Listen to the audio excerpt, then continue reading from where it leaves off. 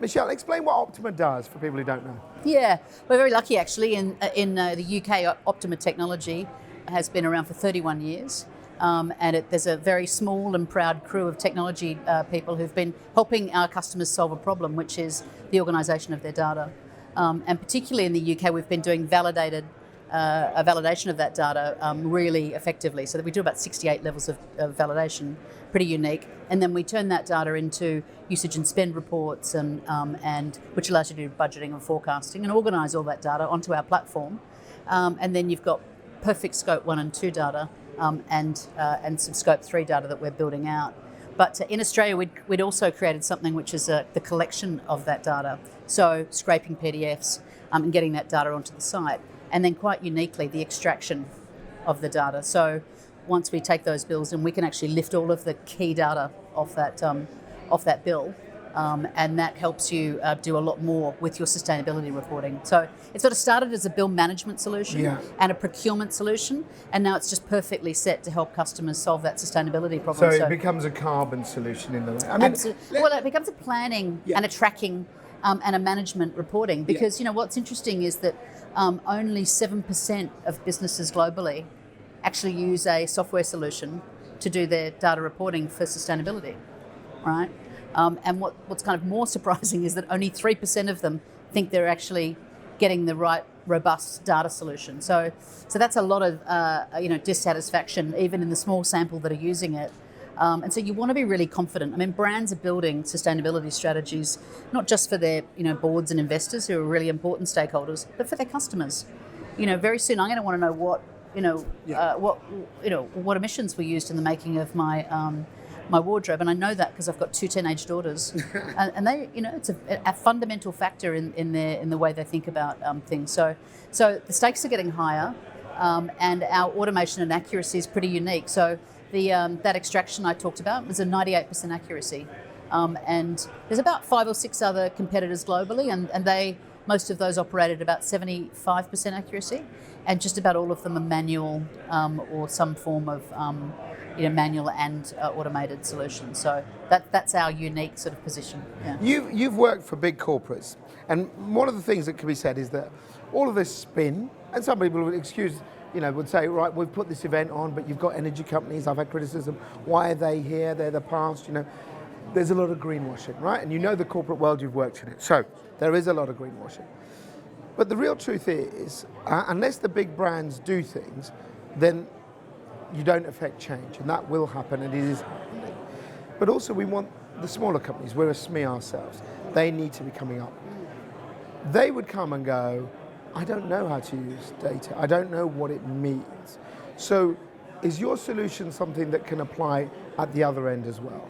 Because that's really, I think, where you get that mass shift, where everyone starts to go, I know my carbon, what do I do now with this? Yeah, it's an interesting question, because in Australia, actually, our solution is used by the largest retailer to present their data to their very large customer base.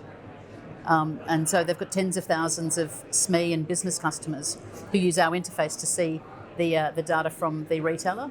They save a lot of calls, because those customers don't need to call them with questions on their utility data.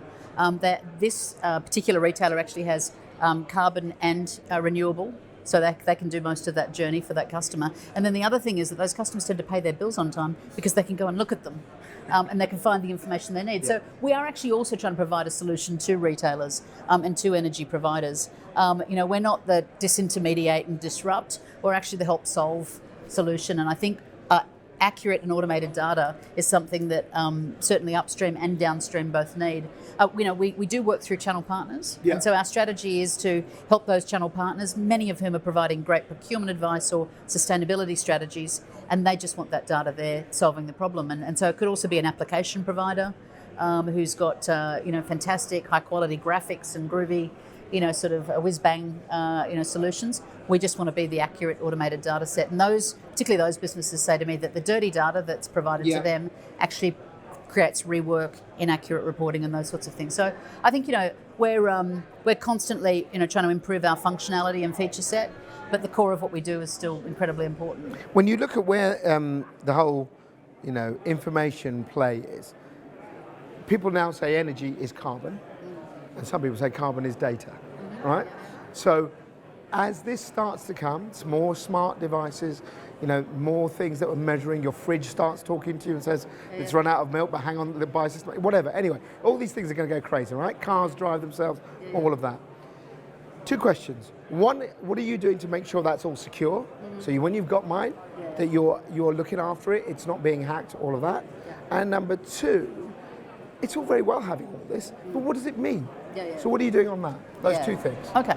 So the first thing is we absolutely have all of that ISO accreditation, and in fact Sarah, who runs that in our business, is incredible. So she's always working across the business to make sure that we meet every obligation in that respect. So I sleep very well at night, and as can our customers.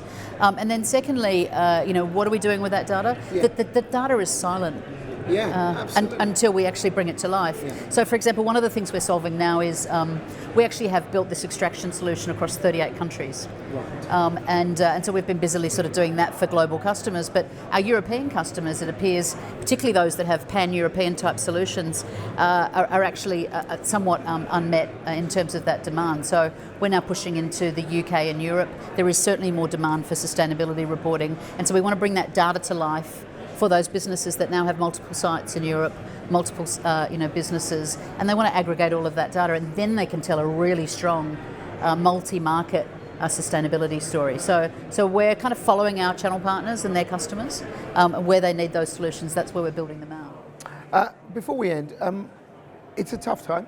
You're in Australia. The whole world is suffering a tough time economically, and you've had a change in government there. We've got government here that is committing to do more around net zero, but that involves a mix of things, as I said, like nuclear and stuff like that.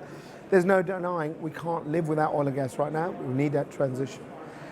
But it is very tough. It's very tough for businesses, very tough for individuals, families are suffering.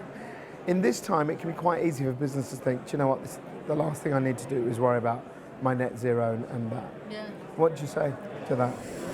Well, I think in truth we're always a people business first, right? We're a technology platform, but we're a people business first. And having spent time with our team here in the UK, it's palpable, how concerned everybody is for the economy. In fact, I don't think we're feeling it as much in Australia as you're feeling it here. I think there's a desperate sort of demand for high quality, talent and teamwork. And so the more we can embrace those team members and help them feel that they're actually doing something, for the environment and hopefully the economy as well, because it's certainly being proven now that you can make great environmental decisions, great economic decisions as well. And I think that's really what we want to keep bringing the data through to tell that story, so that people don't feel they're making a trade-off, that they can put, the planet last on that list and put profits further up that list, because I don't think that that's proven yet. And so we want to keep telling that story too. So look after our people. And certainly, really get that agenda between the planet and profit somewhere in balance. And I think actually, I know that great brands care about that. No, and I don't think there's anything wrong with people making money. That's not, our motto is better business, better planet. But we're trying to. The good news is, by the way, for the solution we provide, it's more cost efficient. Well, that's it. So it's not, by the way, automated and accurate data actually costs you more. It's usually cheaper than a manual solution.